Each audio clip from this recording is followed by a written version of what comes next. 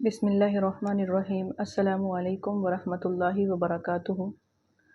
उर्दू पढ़ना सीखे part number 2 का ये सबक नंबर 24 है। इससे पहले हमने सबक नंबर 23 पढ़ा था और सबक नंबर 23 के अंदर हमने सबक को मुकम्मल किया था और उसके सवालात को हमने कहा था कि इंशाअल्लाह अगले सबक में पढ़ेंगे। तो आज के इस सबक के अंदर हम लोग उसी सवालात को हल करेंगे। तो चलिए अपना जो सबक है उसको हम शुरू करते हैं। हमने इसको मुकम्मल किया था मीठे फल, और इसके बाद ये जो सवालात थे यहाँ से मैंने इसको छोड़ दिया था कि इसको हम अगले सबक में पढ़ेंगे। तो आज के इस सबक के अंदर हम लोग इसी सवालात को हल करेंगे। तो चलिए इसको शुरू करते हैं। सबसे पहला जो हमारा सवाल है वो है जवाब दो, यानी यहाँ पर सवालात लिखे हुए हैं, इनके हमें जवाब देने हैं। ये सवालात सबक के अंदर में से ही आए हुए हैं, मैंने ये कई दफ़ा आपको बताया है। ये सवालात वगैरह जो आते हैं ये सबक के अंदर से ही आते हैं, जो पीछे हमने सबक पढ़ा होता है उसी के ये सवालात होते हैं। तो ये सवालात जितने भी हैं ये सब सबक के अंदर से ही है। सबसे पहला सवाल है, खांचे की मिठाइयाँ क्यों नहीं खानी चाहिए? इसका जवाब हमने पीछे पढ़ा था, ये खुली हुई होती हैं।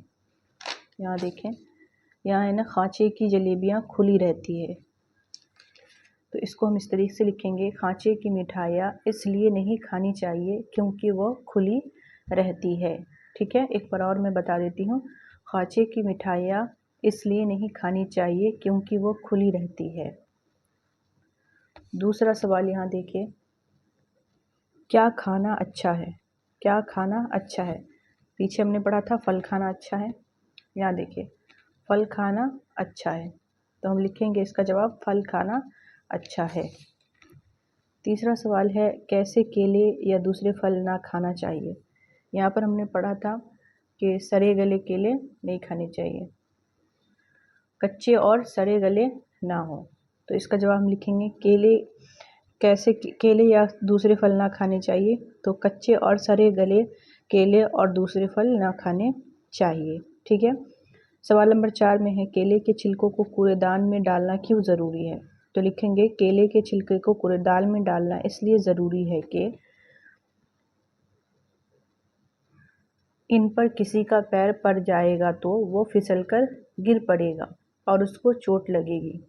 ठीक है, ये सवाल नंबर 4 जो था ये भी हल हो चुका है। यहाँ पर आगे कह रहे हैं दूसरा सवाल, कह रहे खाली जगहों में नून गुन्ना यानी इस तरीके का नून तो रहेगा लेकिन बीच में नुक्ता नहीं रहेगा, इसको कहते हैं नून गुन्ना। लिखकर अल्फाज को पूरे करो, यानी यहाँ पर अल्फाज लिखे हैं और नून गुन्ना नहीं लिखा हुआ, इसको आपको लिखना है और फिर उसको पूरा करना है। एक यहाँ पर बता दिया है, हा है, वाव है और नून गुन्ना है, तो नून गुन्ना लिखकर लिखना है।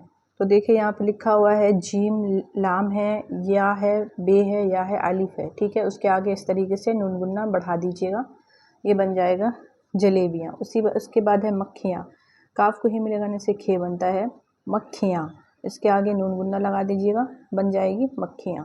ठीक है, इसी तरीके से बहुत सारे अल्फाज आते हैं नून गुन्ने वाले, उसको आपको इस तरीके से ही बनाना है।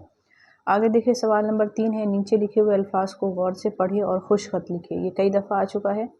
दांत, देखिए नून गुन्ना के साथ है दांत, आंसू, आँख, फेंक।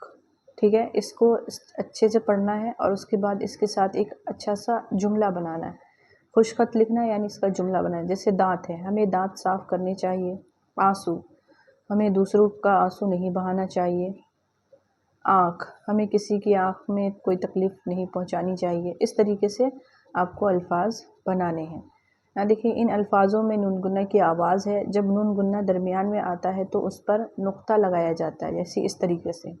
यानी अगर नून गुन्ना खाली आखिर में आ रहा है तो उस पर नुक्ता नहीं होगा, यानी वो खाली होगा, जिस तरीके से यहाँ पर है। ठीक है, लेकिन अगर वो अल्फाज के बीच में आ रहा है, जैसे यहाँ पर दाल अलिफ और फिर बीच में यहाँ पे नून गुन्ना आ रहा है, तो कह रहे हैं जब ये बीच में आता है तब इस पर क्या लगाया जाता है, नुक्ता लगाया जाता है। ठीक है, और नून गुन्ना की पहचान की अलामत क्या है, ये नून लगा दी जाती है, और इसके अलामत की पहचान के लिए बाद जगहों पर इस तरीके से छोटा सा नून बना दिया जाता है।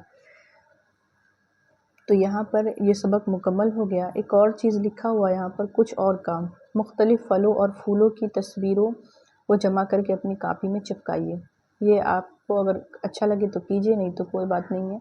باقی جو سبق تھا یہاں پر جو سوالات تھے وہ حل ہو چکے ہیں. اس کا صرف خیال رکھیے گا. یہ قاعدہ جو یہاں پر بتایا گیا ہے، نون گنہ اگر آخر میں ہوگا تو اس پر کوئی نقطہ وغیرہ نہیں ہوگا، اس طریقے سے خالی ہوگا. لیکن اگر وہ بیچ میں آئے گا تو اس پر نقطہ ڈالا جائے گا. ٹھیک ہے. اس کی پہچان کیا ہے؟ یہ چھوٹا سا نون جیسا بنا ہوگا، تو اس کی پہچان یہ ہے کہ یہ نون گنہ ہے، نون نہیں ہے.